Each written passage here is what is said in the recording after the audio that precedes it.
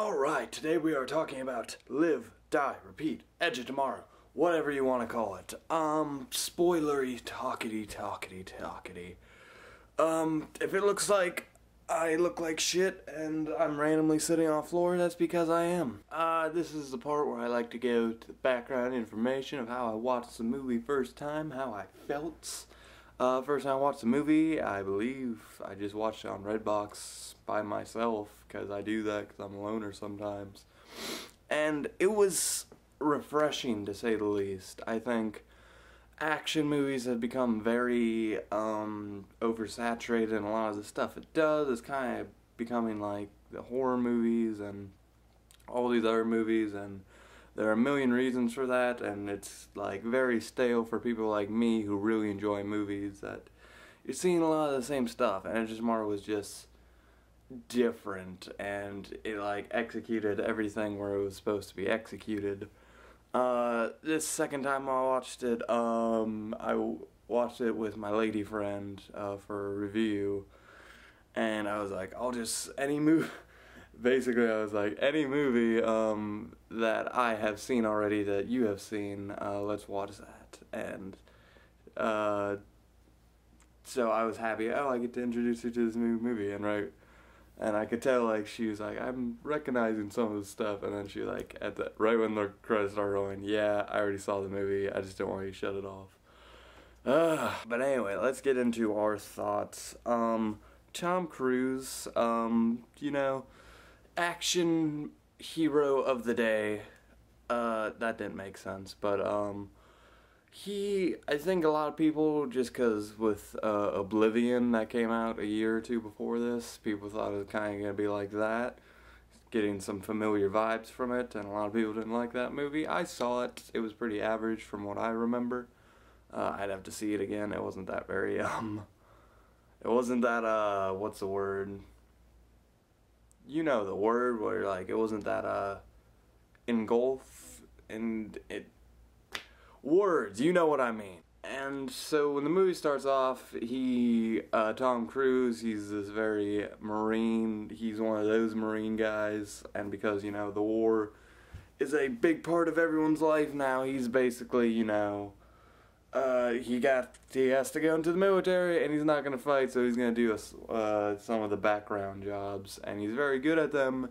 But next thing you know, he has to go on the front lines, because Mad Eye is like, hey, tough shit, and he doesn't like that. And I just love all of his reactions, and that scene where he wakes up on the bag 100 fucking times, and right when he wakes up, it's like, get on your feet, maggot, by the random soldier guy, who we don't even like address. I just want a scene where he's like, fuck you, you get on your fucking feet, maggot.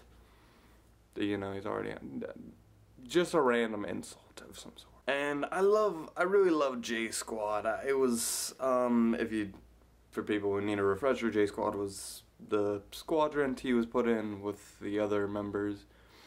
I just love that kind of stuff in movies, where it's like closely knitted like teams and groups who have like fun banter and like unique personalities. And like just these simple soldiers who don't like have a lot of depth and personality. And you know, I liked, in the end they died, and it was like a bait and switch, because it was like, I kind of hate that in movies, because like I hate, or just any sort of media where people die and it's like falsely shown, but they were killed off so easy, it was like, eh. But then they were just like, oh, they're still alive, and they didn't even know what they did, so they won't be recognized or whatever. But regardless, I don't know how to feel about the whole death thing. The second time watching it, when they died, I didn't have any emotion there at all, and that's not good, because when a character dies and I see it again, normally I still feel the feelings, but the second I was like, nope, I know they live, so what's the point? And it didn't like subtract from the feeling too much. I want to talk about Rita Full Metal Bitch, whatever her nickname was, the Angel of Verdun, very, very amazing name. She was easily, you know, fave character, got a thing for badass chicks. She was chopping alien. We'll get to the aliens in a second. She was just going ham, and I love the fact. I love the idea that, you know, she already, like, did all this, and we didn't need, like, some stupid flashback of her doing, you know, the same stuff that Tom Cruise is doing.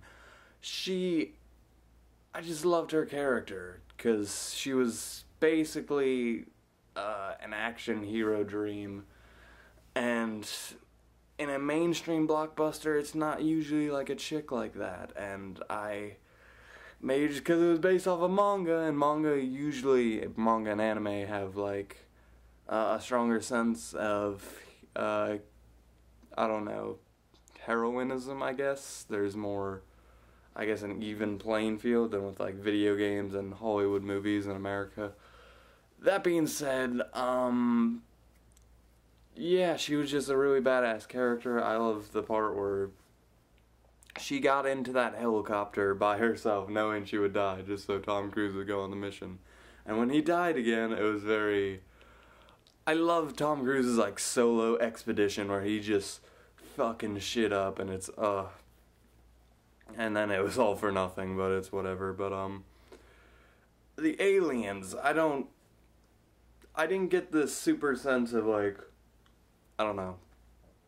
Usually aliens are, like, intelligent and, like, they're not like these weird monsters. I looked at how they looked in the manga, which hopefully eventually I will read. That would make an interesting review.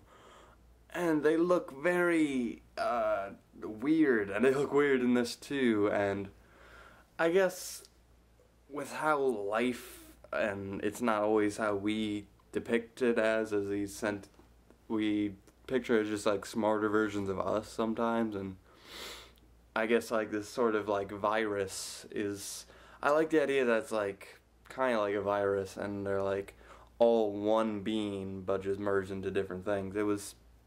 They should have dove more into that, but I know it was more about, you know, the time and the Groundhog's Day and all that. And let's talk about that. I love that. I love when movies give senses of time, because time is one of those things that's, like, we as humans, like, just, it's like such a limitation that it's like this ultimate scarcity resource that is time, and just the ability to, like, see events again and see, like, some of the same stuff happening, and for it to not be repetitive is just so great. And it's a really hard thing to mess up in movies, just time, because it's so goddamn interesting. And when Tom Cruise woke up with the blood pack thing, I was like on the edge of my seat, like, what? How are we gonna... And so they went on the final assault thing, and, you know, they made it.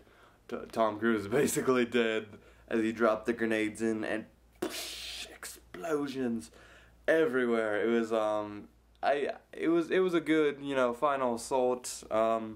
Again, not as captivating when you know what happens. Especially, you know, since the character deaths don't matter. But, yeah, I'm sorry about my hair. It's everywhere today. But the ending, I like the part when, you know, he walks up to her and she doesn't even know who he is, even though they had that, like, final kiss thing, and, you know, that's we're gonna push the two main characters together, but, you know, they had chemistry, they had things going for them, they had enough. That's how relationships are. There has to be this solid similarity, and there has to be solid differences, and they had that. I think they worked as both a partnership and a relationship that can be dope further. Of course, we're not going to get into that because, you know, it's just a 2-hour movie. I like, she's just like, who are you? And he just smiles, and then roll the credits. That was a good, like, last thrown in thing. And let's talk about the 2-hour time limit. I think I'm going to address this in the review. We don't need 3-hour and a half, like, giant Hobbit fucking Dark Knight 3-hour Interstellars to make a solid damn good movie. And they didn't draw anything out needlessly, and this gave us sure, there could have been more time to develop some things, but we didn't really need more. And again, time, as this movie, it's a scarcity, it's a resource. I want to use my time valuably, and when I'm not being cheated a half hour of fucking bullshit movie that ultimately is making it less of an experience, I appreciate that. This movie is like 2 hours long. It is right where it's supposed to be. It does so many things right, and I love this movie. It was getting a lot of like top tens and like really underrated stuffs, and I was like, I don't know if it's like top 10 of the year or anything like that. Like, damn, people were really loving this movie, but I still love this movie, but I didn't love it like that. But it's still great movie. Maybe just because, you know, anime and manga being adapted, I'm more familiar just because to the stories, even though it's very, very altered. But ultimately, you know, there's still something there, and that's what's being adapted. The heart of the idea, from what I'm guessing, and from what I got from basic internet research. And so maybe just people need a refresher, man. People need new. People need not the same stuff or like the same format. Movies are so formatic nowadays, and just in this movie, it's not like some giant like wave off the beaten path. It just takes a couple steps and see how far that gets us. I'm rambling. I think that's everything I want to cover. Yeah. Tom Cruise, by the way, he fucked up in that one scene. He was like, oh yeah, I know exactly what you want in your coffee. Like, how do you not know not to do that, guy? Come on. Seriously. Also, I love the one, like, you know, sergeant, higher up dude that was, I'm not American, I'm from Kentucky. He was very, we had a lot of Americans and stuff like that, because I do know, like, that's where the market is, but it takes place in, like, London. I mean, basically the whole world is one, like, giant army to take on these aliens. So it's not, like, super, like, oh, I'm sure, like, we had to assimilate a lot of cultures, and that would have been more interesting to see. Again, I really wish, like, DVDs and just, like, not DVDs, but just, like, movies had, like, these background things to help flesh out the stories, because a lot of games can do that, because they can add, like, oh, here's a random textbook on the ground and read up on it, and usually I can't do that because I just want to get through the game or whatever, and books are very, you know, you get what you get, same with movies. But with movies, you can have web online advertising, you can have DVD extra features, you can improve your story and the lore and the world more than a book, less than a video game. But a video game, they're so long, and unless I'm going through that world again, or I really just want to get so caught up in it, I'm probably not going to read that book on the ground about some random side story. And movies, we really get the full package so soon. I'm like, I want more about this world, like a lot of movies, and it's like, oh, this is where it ends, and the only way I get more is for a sequel, and I don't necessarily want that. I really don't want that for this movie. But that being said, I think we're going to cut off there. Edge of Tomorrow, it's a great movie. Final thoughts, I really loved it. It's a refreshing action movie, and that says a lot. Live, die, repeat. The Kill is good, or whatever the manga is called. I will hope to read the manga and hopefully get more of the world. That's one thing I can do. I gotta read the manga ending. Anyway, guys, take care. With that, I'll leave you.